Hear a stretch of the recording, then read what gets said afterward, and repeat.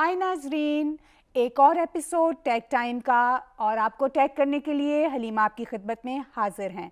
आज मैं आपके साथ आपको जो टैग करने जा रही हूँ वो हमारी इंतहाई खूबसूरत आर्टिस्ट हैं कनाडा की, हमारी कम्युनिटी के अंदर बहुत ज़्यादा डाइवर्सली काम कर रही हैं और आज हम उनके सफ़र में उनके साथ चलते हैं और देखते हैं कि उनकी शुरुआत से आज तक के सफ़र में उनको क्या क्या बातें बहुत खूबसूरती के साथ साथ लेके चलने में मुआवन हुई और वो कौन सी बातें थीं जिन्होंने उनको बहुत मुश्किल वक्त दिया। लेकिन मैं ये समझती हूँ कि हर मुश्किल से इंसान कुछ ना कुछ ज़रूर सीखता है।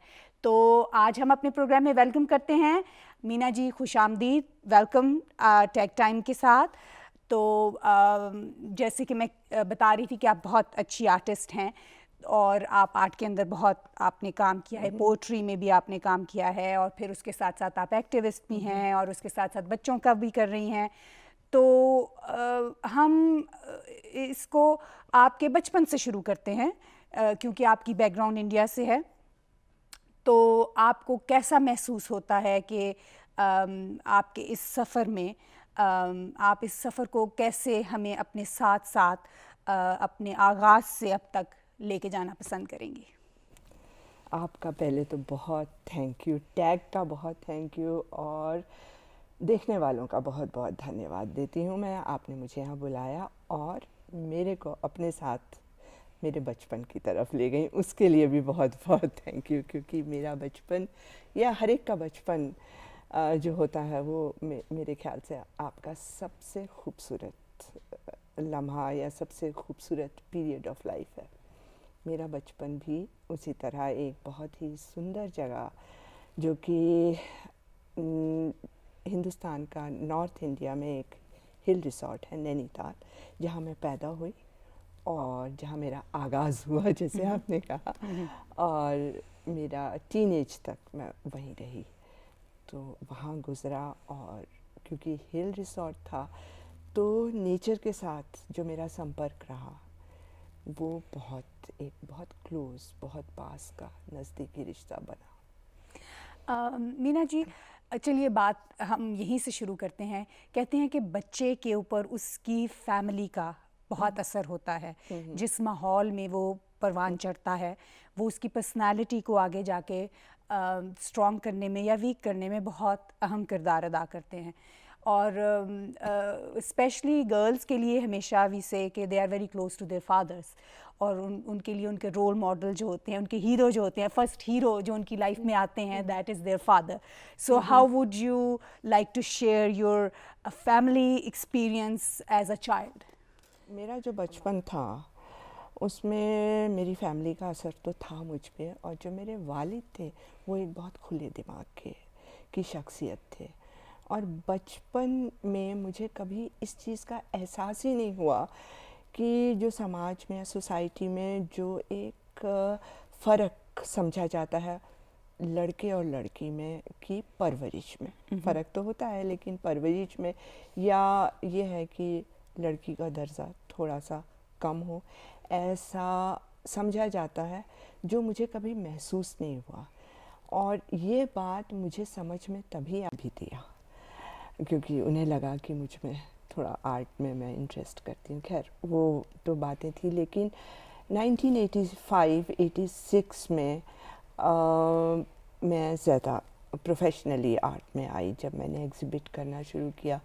शुरू में एक एग्ज़िबिशन थी जहाँ काम सिलेक्ट हुआ, एक बहुत इंटरनेशनल लेवल की एग्ज़िबिशन थी इंडिया में। तो मेरे हस्बैंड ने कहा कि मैं इसमें ज़रूर अपना सिलेक्शन के लिए दूँ। उस टाइम कॉन्फिडेंस नहीं था, लेकिन my paintings were noticed very well. फिर उसके बाद आई नेवर लुक बैक। तो ये ऐसा ही शायद होता है कि आपको एक ब्रेक थ्रू चाहिए होता है कि जिसके अंदर आप ज़िंदगी के एक रास्ते की तरफ चल पड़ते हैं और फिर वो रोड होती है अप्स एंड डाउन्स के साथ। चलिए ये तो बात हो गई इसके मुतालिक। तो आप कनाडा की तरफ किस तरह माइल हुई, जबकि आप बताती हैं कि आप इंडिया में as an artist you were appreciated, so how come you decided to move to Canada? What was the motivation behind that? It was a very conscious move. There were couple of things which, एक तो मेरे ख्याल से हम लोगों में थोड़ी सी एडवेंचरस स्पिरिट है, change is something we wanted. दूसरी चीज़ हमें लगा कि हमारी बच्ची की परवरिश यहाँ पर ज़्यादा अच्छी हो सकती है, और जो सच बात है, और जो माहौल उन देशों में बन रहा है वो थोड़ा सा अलग किस्म का है। तो ये सोचकर हमने यहाँ ये कदम उठाया और यहाँ आए। आपकी इस बात के हवाले से मैं यहाँ एक कनाडा को फिर कॉम्प्लीमेंट करना चाहूँगी कि इस मुल्क में, ये मुल्क हमें इतना कुछ देता है कि हम अपनी वो जहतें दरियाफ्त करते हैं जो कभी हमने अपने मुतल्लिक सोचा नहीं होता, क्योंकि शायद ये बहुत नरिशिंग सोसाइटी है with its diverse multiculturalism and acceptance for differences prevailing at the same time together. तो चलिए अब आप अपने कनाडा के सफ़र से हमें अपने साथ साथ लेके चलिए कि किस तरह आपको क्या मुश्किलात हुई और फिर आपने अपना प्रोफेशन कैसे जारी रखा और इसकी कौन कौन सी रोड्स पे चली आप। यहाँ शुरू में मुश्किलात हुई, सभी को होती हैं, लेकिन काम मिला, जो भी काम मिला किया। और फिर उसके बाद क्योंकि हम लोग शुरू से एंटरप्रेन्योरशिप में थे, तो मेरे हस्बैंड जो शुरू में तो उन्होंने एक यहाँ के मशहूर अखबार के साथ काम किया, फिर उन्होंने अपना ही अखबार चालू किया, और मैं थोड़ा सा मूव कर गई एडवर्टाइजिंग से और एजुकेशन में। तो उस वक़्त एक फ्रेंचाइजी हमने ली, लर्ना एजुकेशन सेंटर, जो मैंने ब्रिटानिया और मेविस पे 7 साल चलाया, और उसके बाद कुछ कारण से फिर उसको बेचा। और आर्ट जो है वो साथ साथ यहाँ भी चलता रहा। अच्छा, तो आपकी पेंटिंग्स भी जारी हैं। अब मैं आपके हाथ में देख रही हूँ, नाजरीन बड़ी खूबसूरत शायरा हैं, और उसके साथ साथ नसर निगारी भी बहुत खूबसूरत करती हैं, यानी राइटिंग नज़मों के साथ साथ कहानियाँ भी लिखती हैं, और पेंटर भी हैं, और फिर उसके साथ साथ आफ्टर स्कूल एजुकेशनिस्ट भी हैं। तो मीना जी, आप किताबें हमारे नाजरीन को दिखाना पसंद करेंगी? ज़रूर दिखाना पसंद करूँगी, और एक छोटी सी करेक्शन करना चाहूँगी।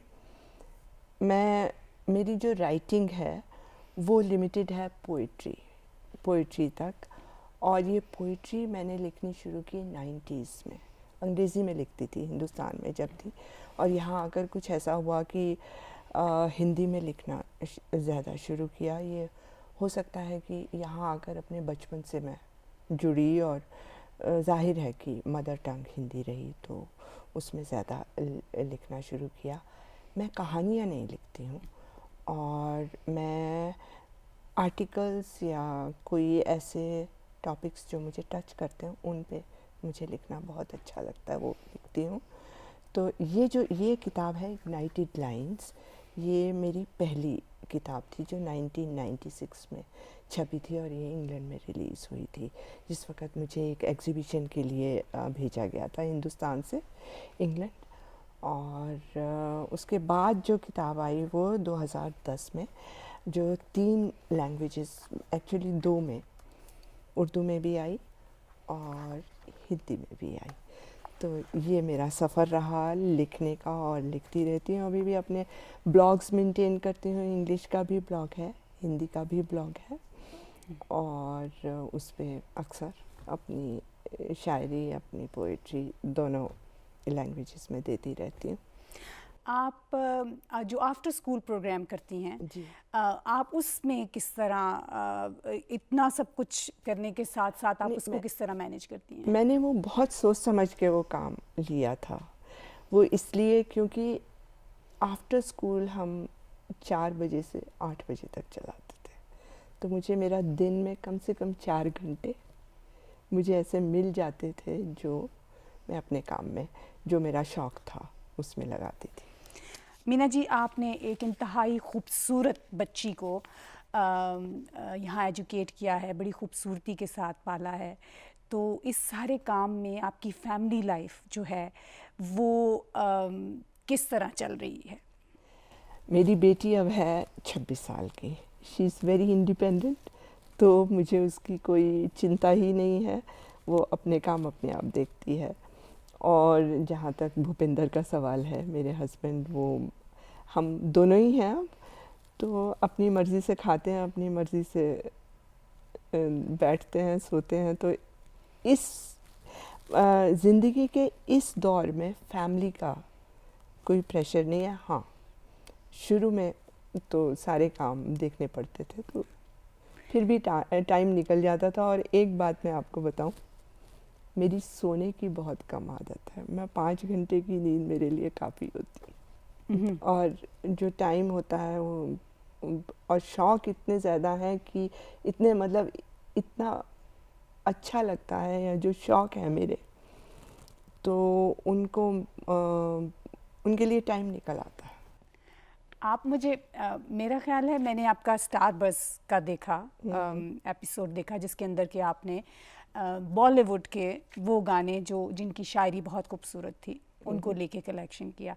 तो क्या ये as a family, like your and your husband's joint venture to come closer to each other sort of a thing, to be buddies, or what was it? How would you like to explain it? जो आपने वो देखा, it's an experimental thing, and both of us appreciate music a lot, whether it's western or Indian, and specifically Bollywood music का हम लोगों पे बहुत influence रहा है। और मुझे तो ऐसा भी लगता है हलीमा, अगर बॉलीवुड म्यूज़िक या हिंदी फिल्मों का म्यूज़िक नहीं होता तो मैं शायरी भी नहीं कर पाती। इतना इन्फ्लुएंस रहा है, इतने मधुर और सुंदर गानों के साथ हम बड़े हुए, और उनका असर हमारे जहन पे के पीछे कहीं रह गया, जो मुझे लगता है कि वो रिदम जो है वो आर्ट को डेवलप करने में कहीं काम आया है। मीना जी, आपने बॉलीवुड की शायरी की बात की, वाकई बहुत इंस्पिरेशनल है। और अगर हम हिस्ट्री उठा के देखें तो बॉलीवुड के गानों के पीछे हमेशा बहुत उम्दा शायर रहे हैं। तो ये इंस्पिरेशनल भी है और ये हेरिटेज भी है जो साथ शामिल होती है। तो आप क्या समझती हैं कि आपकी शायरी में उसका अक्स कहीं कहीं आया, या आपने बिल्कुल जो रोमांटिसिज्म है, या आप किस जहत में लिखती हैं? आपकी शायरी की क्या? Not at a conscious level Halima, क्योंकि जो रिदम है उसका असर मेरी पर्सनालिटी पे ज़रूर हुआ कहीं ना कहीं। तो मैं ये नहीं कहूँगी कि वो कोई डायरेक्ट उसका इन्फ्लुएंस मेरे ऊपर आया, लेकिन जो मुझे उन गानों से रिदम मिला वो मेरे अंदर कहीं रह गया। तो मुझे ऐसा लगता है कभी कभी कि और शायरी या आर्ट या कोई भी ऐसी चीज़ बिना रिदम के नहीं हो सकती। बहुत खूब, आपने बड़ी अच्छी बात की। शायरी और मौसीकी के लिए इंडियन कल्चर में एक बहुत मुकाम है जी। और ये भी कहा जाता है कि मज़हब का हिस्सा है। इस वजह से इसको बहुत ज़्यादा नर्चर किया जाता है। तो आपके जैसे मुस्लिम कल्चर में नमाज़ें हैं, नमाज लोग पढ़ते हैं और उसको तो आपका क्या तरीका है स्पिरिचुअलिटी का? मंदिर या गिरजा या क्या कहते हैं गुरुद्वारे तो मैं बहुत कम जाती हूँ। रिलीजन मुझे लगता है मेरी एक पर्सनल चीज़ है। और मैं ये जानना चाहती थी दरअसल कि आपकी शायरी में, हाँ। क्योंकि जिस चीज़ से आप बहुत इंस्पायर होते हैं आपके अंदर, अगर वो आपके रिलीजन का हिस्सा हो, एक belief system, religion is a belief system, मैं इसको एक बहुत बड़े डायस्पोरे में देखती हूँ कि ये बिलीफ सिस्टम है।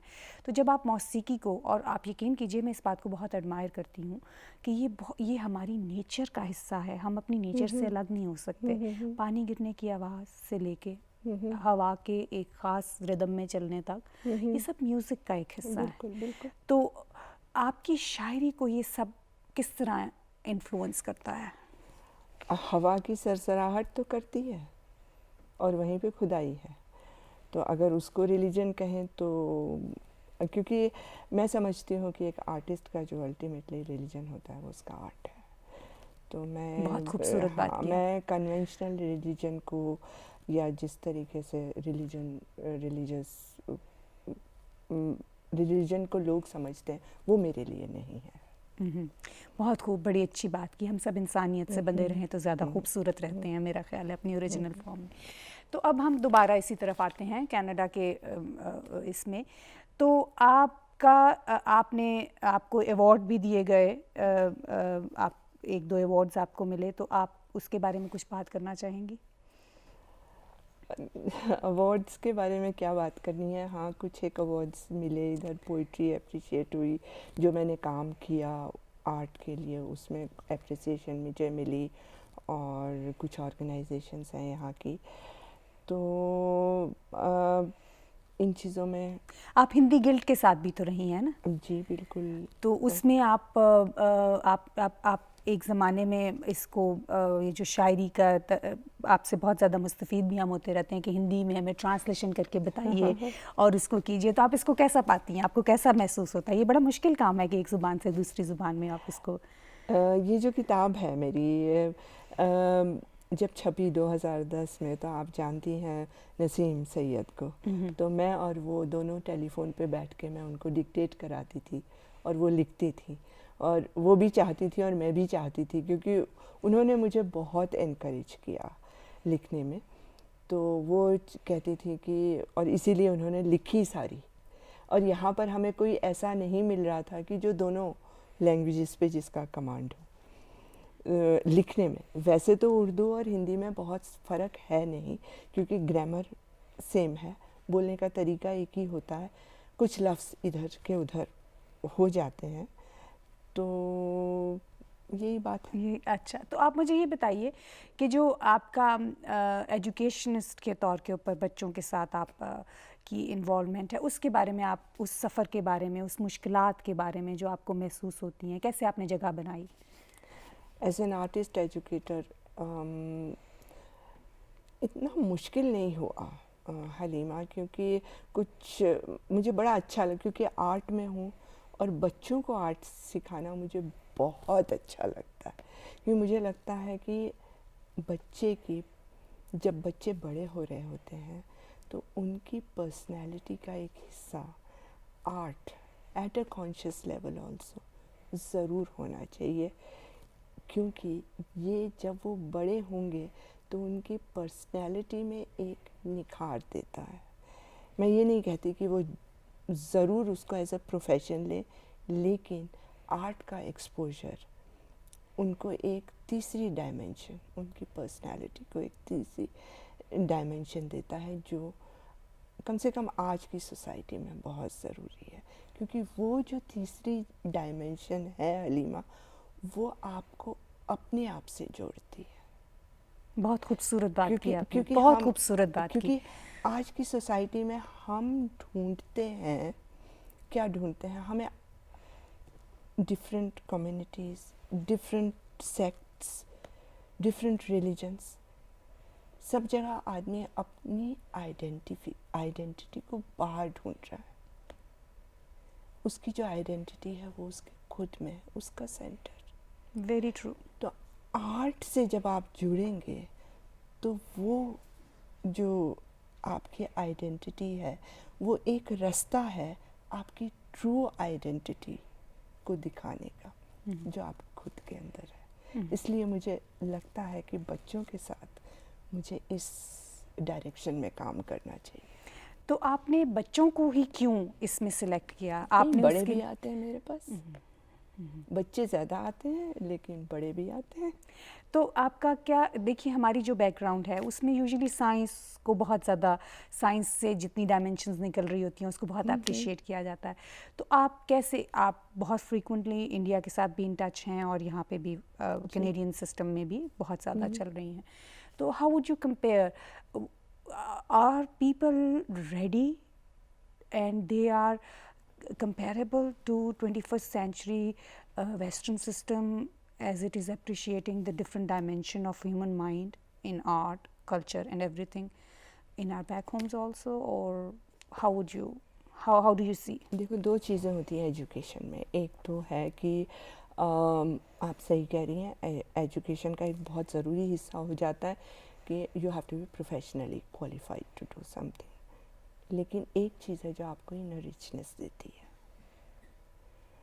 और सोसाइटीज़ इसके लिए रेडी हो रही हैं। लोग समझते हैं अब इस चीज़ को। कोई भी सोसाइटी जिसमें आप art, culture, literature, literary arts को निकाल दें तो वो तो एक खोखला सिस्टम बन जाएगा। आपके पास बाहर स्ट्रक्चर तो है, लेकिन आपकी रूह कहाँ है? रूह नहीं है, जिसके बिना आर्ट एक्सप्रेशन है बेसिकली नेचर के साथ कनेक्टिविटी का। जो विजुअल, जिस आर्ट की आप बात कर रही हैं, जैसे पेंटिंग है, पेंटिंग को हम उठाते हैं तो हम अपने इर्द गिर्द से जिन चीज़ों से इंस्पायर होते हैं उनको हम एक्सप्रेस करना चाह रहे होते हैं। तो दोबारा वापस आते हैं आपकी शायरी की तरफ। तो ये आपका इंटरनल, मुझे लगता है कि शायरी आपका इंटरनल डायलॉग होती है, जो आपकी स्पिरिचुअलिटी, आपकी डिविनिटी के साथ आपकी प्योर पर्सनल एक्सपीरियंस होता है जिसको आप लेकर के आते हैं। तो कुछ शेयर कीजिए हमारे साथ। चलिए ये पढ़ देते हैं। आनंद मठ इसका उन्वान है। आनंद आप समझती होंगी, और मठ एक आश्रम को कहते हैं। तो सुकून का जो मठ है या आश्रम है। हाथों की वो छुअन और गर्माहटें बंद हैं मुट्ठी में अब तक। ज्योतिर्मय हो चली हैं हथेली में रखी रेखाएं। लाखों जुगनू हवाओं में भर गए हैं, तकदीरें उड़ चली हैं आसमानों में। वाह, बहुत खूब, बहुत खूब। Thank you. सर्दियों की कोसी धूप छिटक रही है दहलीज पर, और तुम कहीं दूर मेरी रूह में अंकित आकाश रेखा पर चलते हुए एक बिंदु में ओझल होते चले गए। और तुम कहीं दूर मेरी रूह में अंकित, कार्व्ड, अंकित आकाश रेखा पर। आकाश रेखा इज उफक, होराइजन। आकाश रेखा पर चलते हुए एक बिंदु में ओझल होते चले गए, डूब रहे हो जहाँ नियति सागर की बूंदों में तैरती है। नियति इज अल्टीमेट डेस्टिनी। डूब चुके हो जहाँ नियति सागर की बूंदों में तैरती है। मेरी मुट्ठी में बंधी रेखाएं ज्योतिर्मय हो चुकी हैं, फुल ऑफ लाइट। ज्योतिर्मय हो चुकी हैं, तुम्हारी धूप मुझ में आ रुकी है। बहुत खूब, बहुत खूब। कुछ और भी दीजिए, 2-3 सुना दीजिए, क्योंकि अच्छा है जितना कुछ आप शेयर करें तो वो अच्छी बात है। ज़रूर। ओस की एक बूंद, ओस में डूबता अंतरिक्ष विदा ले रहा है अंधेरों पर गिरती तुषार और कोहरों की नमी से। तुषार, फॉग, या जो सुबह की वो बूंद जो जम जाती हैं पत्तों पर, जो पानी, ड्यू ड्रॉप्स, कुछ ड्यू ड्रॉप से पहले जो उसकी स्थिति होती है।